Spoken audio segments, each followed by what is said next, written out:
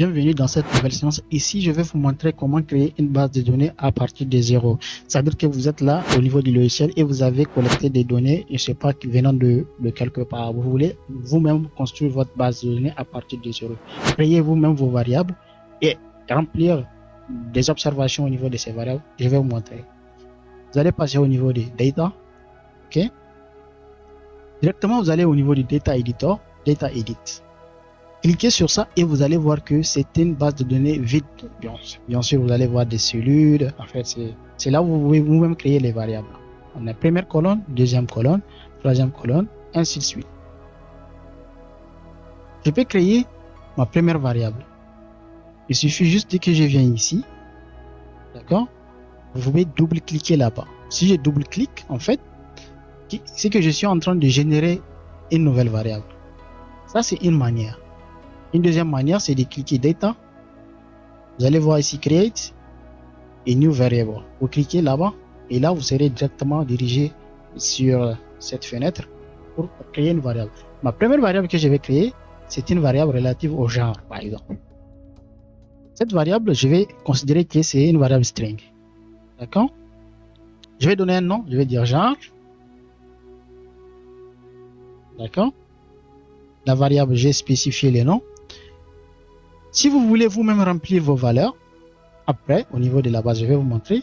Vous allez donc, au lieu de cliquer ici, specify a value or an expression, vous pouvez ignorer ça et cliquer sur cette option Fill with missing data. C'est-à-dire que SPSS va remplir cette colonne avec des valeurs qui sont manquantes, c'est-à-dire que il va laisser des espaces vides et c'est à vous de remplir maintenant.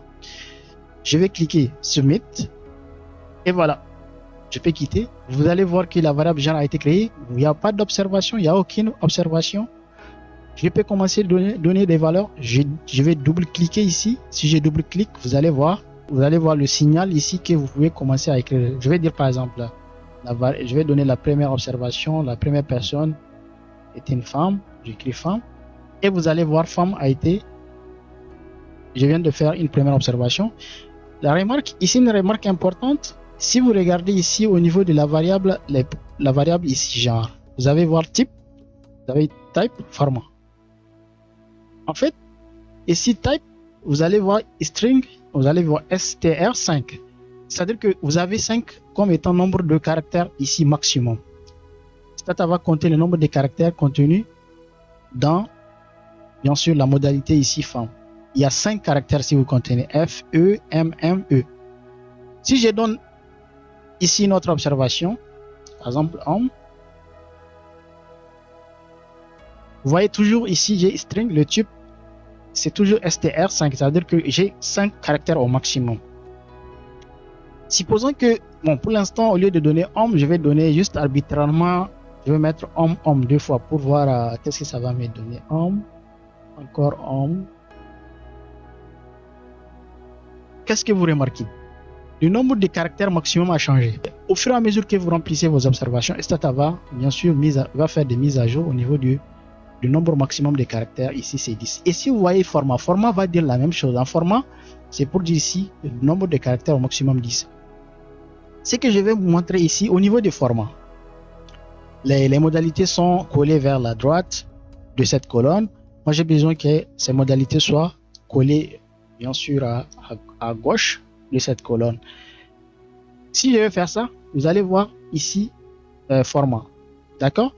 Pour pouvoir modifier les propriétés de la variable, c'est simple. Il suffit de venir ici. Je vais double-cliquer au niveau de format.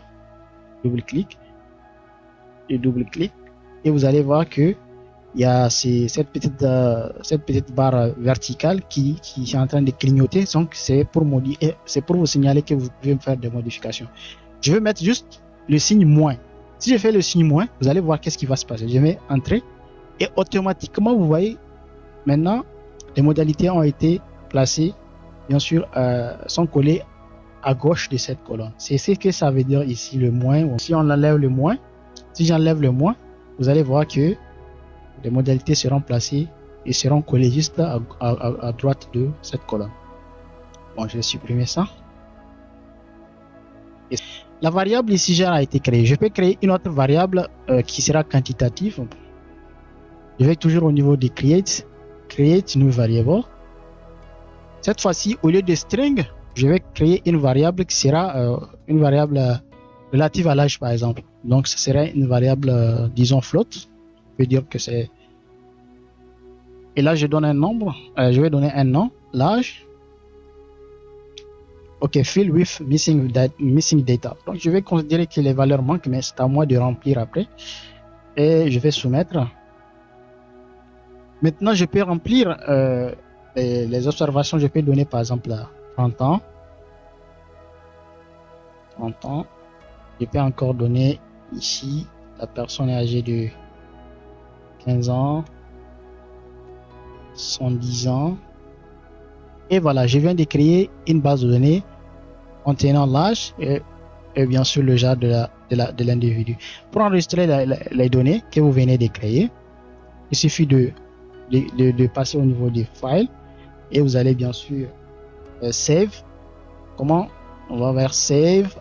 Vous pouvez faire CTRL S aussi, ou bien save as. Peu importe là où vous allez cliquer, vous pouvez enregistrer save. La première fois, il va aller vous permettre d'enregistrer. Je vais enregistrer cette base de données sur paste data one et je vais mettre point DTA. DTA, c'est l'extension de Stata. Il faut faire ça pour préciser que vous êtes en train d'enregistrer votre base de données, bien sûr, sous l'extension de Stata. Peut-être ultérieurement, vous voulez utiliser cette base de données peut-être dans un autre logiciel, par exemple comme SPSS. SPSS permet d'importer des données qui sont enregistrées dans un fichier Stata ou bien dans un autre logiciel, le logiciel R. C'est à travers l'extension que les autres logiciels peuvent reconnaître en fait le fichier.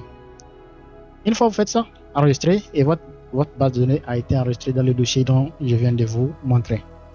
Bref, voilà, c'est que de cette façon, vous pouvez créer vous-même votre base de données, modifier, apporter des modifications, faire beaucoup d'autres choses. Voilà brièvement ce que j'ai voulu parler dans cette séance. La séance prochaine, c'est vraiment parler de comment faire des statistiques descriptives, comment établir des statistiques descriptives, des graphes pour des variables qualitatives et pour des variables quantitatives aussi, établir des graphes, comment résumer les données à travers des graphes et aussi à travers des tableaux, que ce soit des tableaux croisés ou bien des tableaux simples. Et voilà, donc c'est ce qu'on va faire la séance prochaine. Alors, pour me soutenir, bien sûr, vous pouvez partager ces vidéos. N'oubliez pas de vous abonner sur la chaîne pour ne pas rater les prochaines séances.